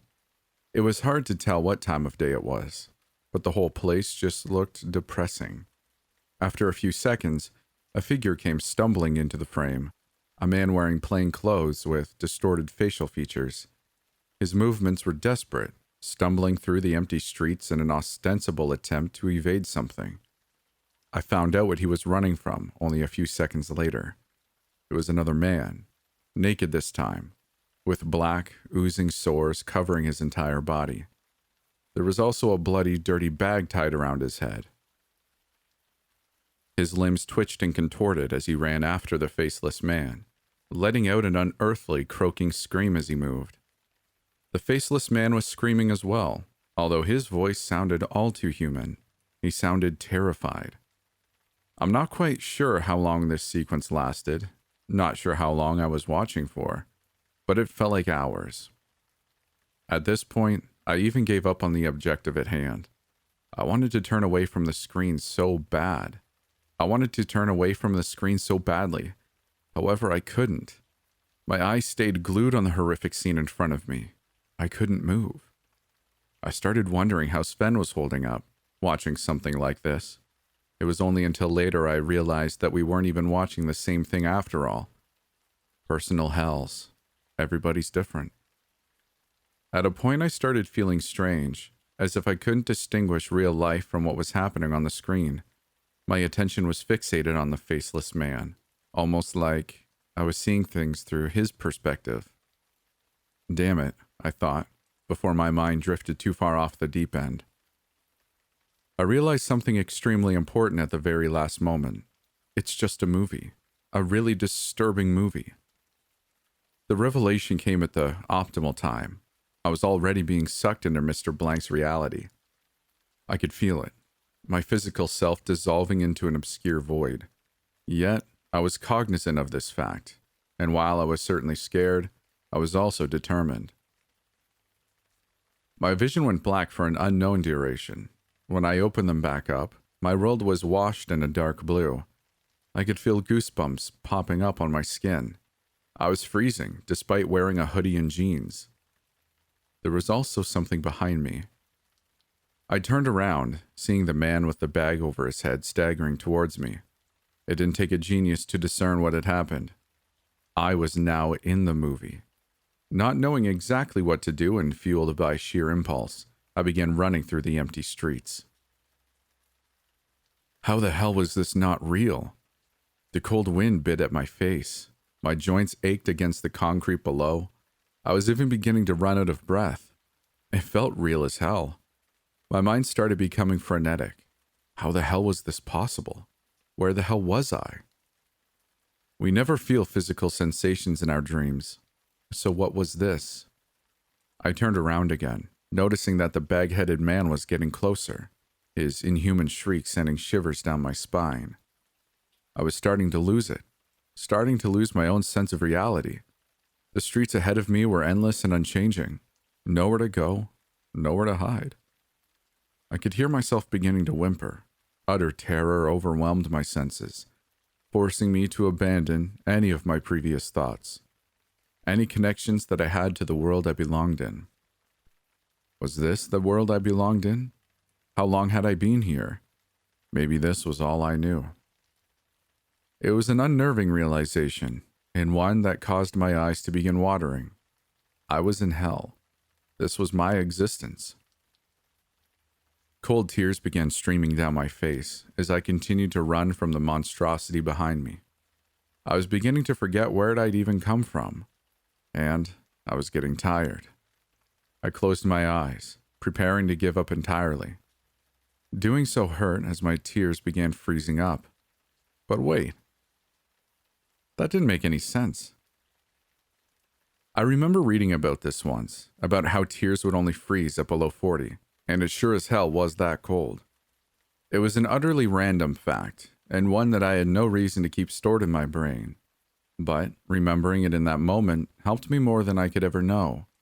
If that part didn't make any sense, then what else was off about this situation? What was I doing here? I opened my eyes again and stared up at the sky. It was empty. No sun, no stars, no moon, no clouds. That wasn't right either. The buildings that surrounded me. I've never seen a place like this before. I didn't belong here. This wasn't my world. This was Mr. Blank's world. And why had I come here? To save Lacey. None of this was real. I stopped in my tracks, catching my breath. I turned around, watching as the man behind me got slower and slower, before stopping only a few feet away from me. He looked confused, as if he couldn't understand why I wasn't running. Why had I stopped?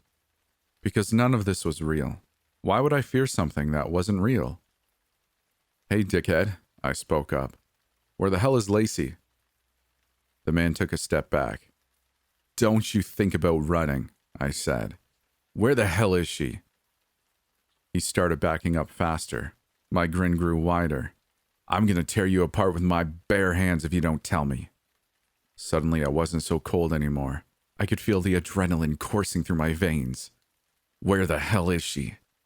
My own voice was growing primal. My impulses fueled by a culmination of all the fear and frustration I'd been feeling up until that point. I caught up to the bagged man relatively quickly, tackling him and then wrestling him down to the ground. I could feel his sores oozing all over me, which was quite the disgusting sensation, but forced myself to ignore it. Where is she? I screamed as I began strangling him. However, instead of gasping for air, the man simply began laughing. Of course he would. This was all a farce. What the hell? I screamed. I grabbed the bag and ripped it off his face. What I found was a blank face staring back at me. You think I'm scared of you? A booming voice resonated throughout the space, coming from everywhere and nowhere at once. Suddenly, the man began dissolving. Well, dissolving wasn't exactly the right word. He was morphing into thousands and thousands of insects. Horrified, I jumped back. I watched as the insects began crawling on top of each other, forming what appeared to be a humanoid torso on top of spider-like legs. And of course, there was a giant, blank face at the very top of the abomination.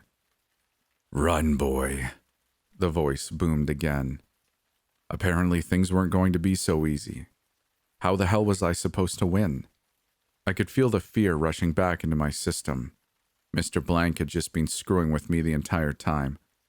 With no other options in sight, I did what he said and began running from the insect monstrosity. I looked over my shoulder every now and then, watching as the grotesque entity crawled towards me, knocking down buildings as it did so. Surely this thing was faster than me, I thought. Wait, of course it was. He never wanted to catch me. He just wanted to keep me running. Every trick he threw at me was an attempt to push me into a corner of fear I wouldn't be able to get out from. Screw that. I was going to hit back. As scared as I might have been, I was going to have to force myself not to be. I skidded to a stop. I spotted a piece of wood off the street and picked it up, before turning around and chucking it at the creature. I missed, but the message was sent. The insect creature, aka Mr. Blank himself, stopped in its tracks as well, seemingly confused as to what to do next. I wasn't scared, and Mr. Blank couldn't understand why. What is fear, anyways?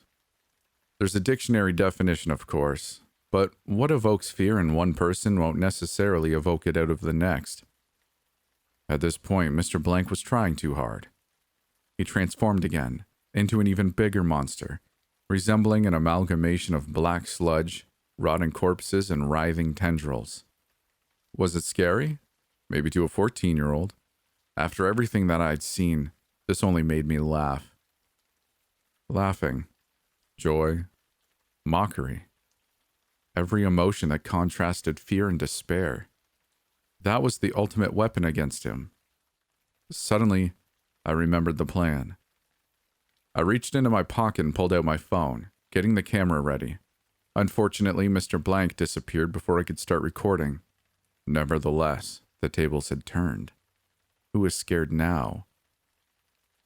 I wasn't exactly sure where to go, so I just picked a random direction and began running. But something unexpected happened. The environment around me began to change. No more buildings, no longer washed in dark blue. I suddenly found myself standing in an endless field of yellow flowers with a cloudless sky above. For a moment, I was absolutely jarred. What the hell had happened? I thought. Where had I ended up now? That answer soon became apparent when I looked down at the flowers. They weren't right, to say the least. They were blinking back at me. Some had mouths lined with razor-like teeth, vigorously chomping away at the air. Some had their petals replaced with writhing fingers ending in claws. This was somebody else's hell, a rather interesting one at that. Guess I better start running again, I thought. Trying to be as careful as I could, I began stepping over the ghastly flowers. After a few minutes, the environment changed again. This time it was night, and I was standing in front of a precious-looking rope bridge hanging over a deep crater. I was beginning to understand what was going on. I supposed that I'd broken the system, in a sense. My own hell was no longer scary to me, so I was free to roam through everybody else's. Everybody who'd been trapped by Mr. Blank. Light bulbs began going off in my head. I remembered a conversation I once had with Lacey, right after we'd gone through a haunted house one Halloween. It was a conversation about fear, what we were most afraid of. What am I most afraid of? I remember her telling me. This is a weird one, but mazes. Yeah. Imagine randomly being trapped in a maze and never being able to find your way out. Mazes. I knew what I had to look for now. I couldn't tell you how many different hells I ended up traversing. Probably upwards of 30, maybe close to 40.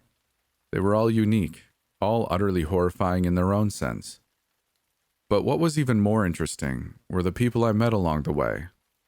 Out of all the hells I found myself in, I came across 14 people who were trapped in them. 9 were already catatonic. 2 were hysterical and impossible to reason with. As for the other 3, well, I don't want to give myself too much credit here, but I think I saved them. Not that it was easy. They weren't so willing to let things go. They truly thought they were in hell, destined to live that way forever. They'd long forgotten about their past lives, who they were before. The time that they'd spent in the theater before being transported into Mr. Blank's world. Trying to convince them otherwise was nothing short of a task, especially given the environment around us. But I wasn't scared. I had to prove it to them. Nothing was going to kill us. Nothing was going to hurt us if we didn't let it. By the time I'd finally found Lacey's hell, I had a grateful group of 3 by my side. Dash, a 21-year-old college kid, Nicole, 25-year-old computer programmer, and Roman, a 27-year-old soldier. We sure as hell had been through a lot together at that point. It started feeling like days had passed since I was in the theater, but my resolve never slipped. I was finding her, no matter what. I nearly dropped to my knees in relief when I found myself standing inside the labyrinth, and it all paid off in the end. The walls were about 15 feet high, covered in cracks and coated in moss. The ground was also comprised of cracked stone. There were torches set up every few feet or so, illuminating the place, but just barely. So I guess splitting up's probably not the best idea, Dash said to me. I wouldn't be scared if we do, though, Roman said, grinning at me. I'm not scared of a fake place like this. I smiled back. When I met him, he'd been petrified, as if he'd given up on any kind of hope. But here he was now, ready to help me take down Mr. Blank and find Lacey. You're right, I responded. Nothing scary about this place, but Dash is also right. Better we stick together. Everybody nodded, and we began searching. About every 10 turns, we'd come across some kind of creature wandering through. They ranged from eyeless little girls to ghoul-looking things. But that wasn't a problem. We'd seen more frightening things than that. Once it was obvious that we weren't taking the fear bait, the creatures pretty much ignored us. I can't keep track of how many turns we took. Over 100 at least. It was pretty obvious why Lacey wasn't exactly a fan of these. But eventually, we came across something different. A set of stairs leading down into darkness. Unlike the creatures, this posed a more uncertain threat. It evoked a fear of the unknown, making it exponentially more frightening than any of the corny monsters we'd encountered before. I could see hesitation rising amongst our group. But that was to be expected. That's exactly what Mr. Blank wanted. For that reason, I didn't even think about it before descending the stairs, using my phone's flashlight to guide me along. It didn't matter if nobody followed. All that mattered was that I didn't let the fear stop me. To my surprise, I heard 3 sets of footsteps following behind me. I smiled to myself. This was it. The final stretch of all the madness I'd experienced so far. I'm not sure how far we walked. Not that it mattered. I'm sure everything in this world was nothing more than an illusion. Even time. I had to tell myself that, in order to deal with what we came across next. The stairs ended, leading to what appeared to be a bottomless void.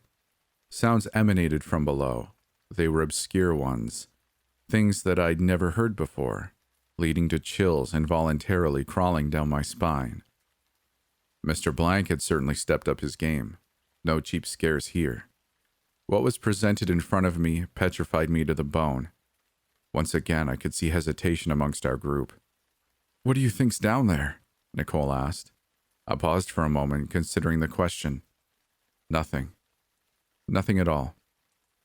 I didn't let another thought cross my mind before jumping down.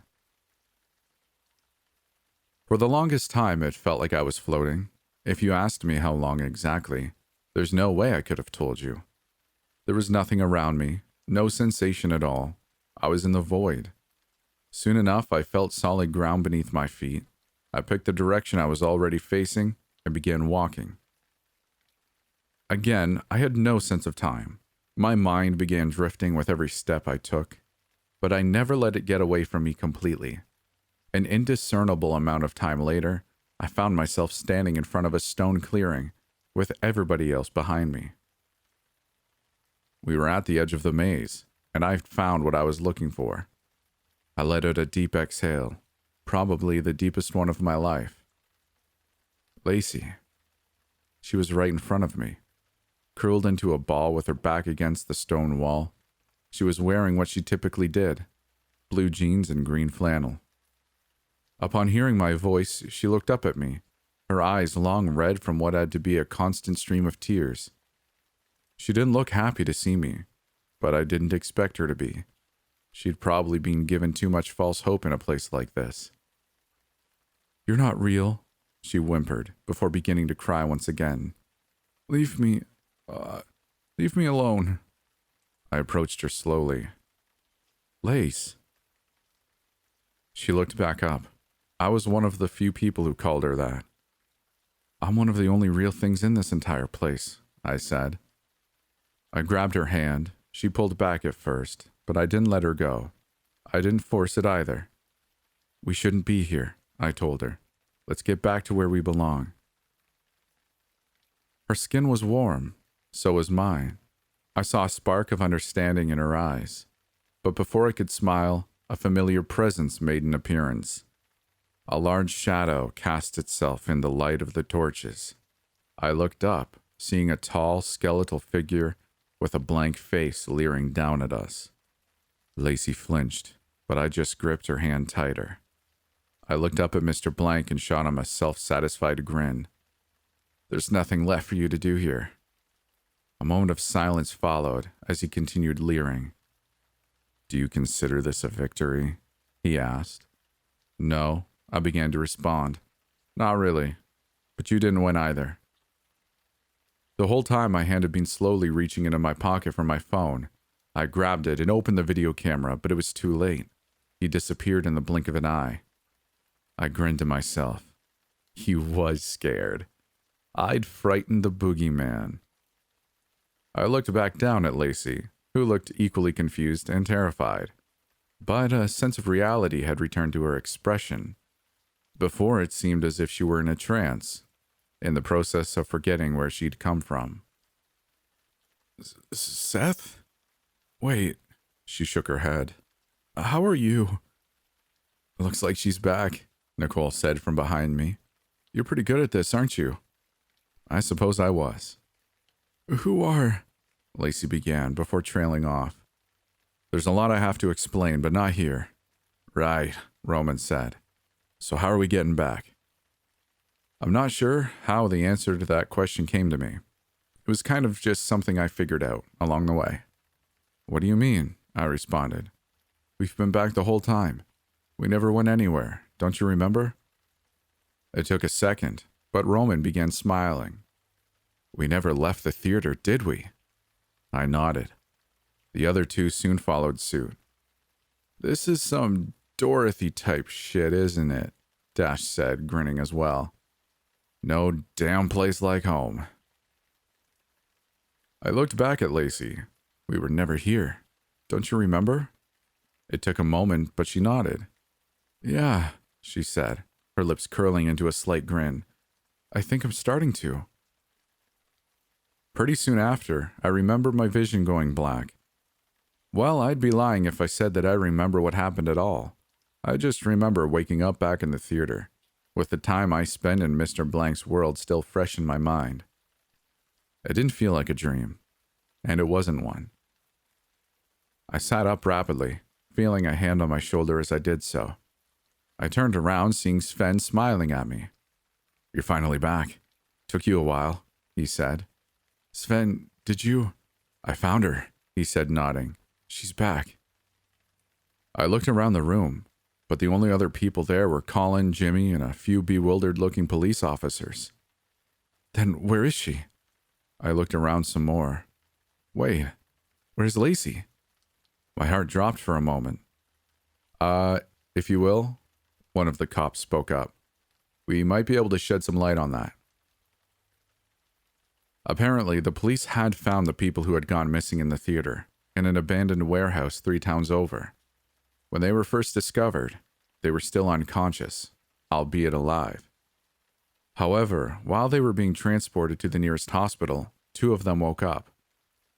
2 university students, a male and a female whose names hadn't been released. Apparently, a dazed woman had also been found wandering through the woods in a different state as well. I had a good feeling who they all might be. So did Sven. And I was right. I hauled ass to the hospital immediately. The cops tried to stop me, but Sven flashed his badge again and got them off my case. He really was a good asset to have around. I looked through the window of the room the recovered students were staying in. I don't think my smile's ever been wider than when I saw Lacey sitting up in her bed, alive and playing with her hands, as she usually did. She looked a bit frail, but there was no doubt about it. She was smiling. She remembered everything. I left without saying anything to her. All that I needed to know was that she was safe. Our reunion would come later. For now, she needed to rest. On the way back, I'd learn how she ended up in a warehouse so far away to begin with. Apparently, Mr. Blank's influence was severe and far-reaching. He had a whole legion of fear-induced slaves doing his bidding in our world. Since he needed his victims to remain alive and undisturbed, he'd ordered people he'd petrified into obeying him in the past, like Colin, to storm the theaters, quickly drag the bodies out, and then drive them off to a far, remote location. Once there, they'd keep the physical bodies alive, while their frightened minds remained trapped in Mr. Blank's world. This time they even took it up a notch. They replaced the video surveillance with looped footage taken when the theater was empty, in order to confuse investigators even more. It sure as hell worked. A foolproof system, right? Not really. 7 arrests were made that day. It'll be an interesting trial for sure. Nevertheless, I can't say that I hate those people. I can't hate Colin either. There's only one person I can direct my anger towards. He's still alive out there, and I feel a lingering responsibility to rectify that. We'll see where this goes. I got a call from Jimmy a few hours ago. I told him about what I saw in the other dimension, about how I wanted to get rid of Mr. Blank once and for all. Got something you might be interested in, he told me. You see, this varmint's apparently got a bounty on his head out there in the cosmos. We could make a real killing if we reel him in. I got another buddy who's interested as well. Name's Dex. Oh, but he's got a weird arm, so don't forget when you meet him. A freaky weird arm. All right. I'll talk to you about the details later.